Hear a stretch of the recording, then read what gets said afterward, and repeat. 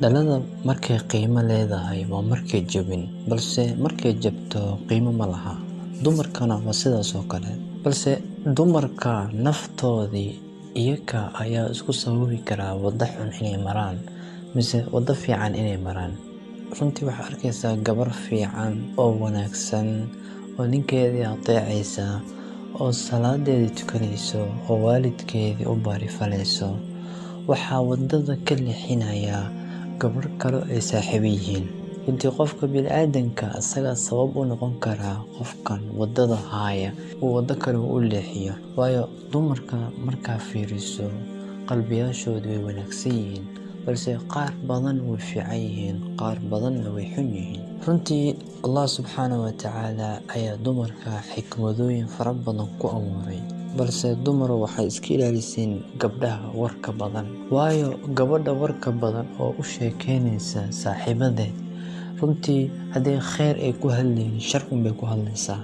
Marka waxaa wanaagsan inaan la saaxiibin gabadha warka badan, gabadha markastoo jecel inay isku dirto dadka, gabadha jecel inay markastoo ka sheekayso waxyaalaha xun, gabadha jecel inay xamato dadka kale, gabadha jecel inay ka sheekayso aflaanta xun iyo waxyaalaha xun ee social media ka daabatay. Runtii ma fiicna gabar noocaas oo kale inaad la saaxiibto.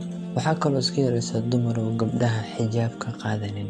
Runtii dumarka sanadkan joogaan way labisanayaan, balse labiska markaa fiiriso waxaad u moodaysaa cawradooda inay muuqato.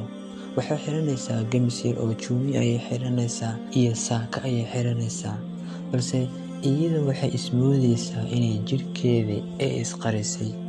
Jirkeedii may qareen, jirkeedii banaanka ayay soo dhigtay. Dumarka wanaagsan waxaa lagu aqaanaa gabadha tinteedii la arkaynin, gabadha jirkeedii la arkaynin. Waayo nabiga calayhi salaatu wasalaam wuxuu dhahay dumarow idinka ayaa sabab u noqon kartiin nimanka inay naarta galaan. Waayo gabadha markay isa soo qurxiso ee waddada soo marto, cadarka ka soo carfayo, runtii nimanka aad bay u soo jaleecayaan, aad bay u soo fiirinayaan. Marka dumarka iyaga ayaa sabab u yihiin ragga inay naarta ay galaan.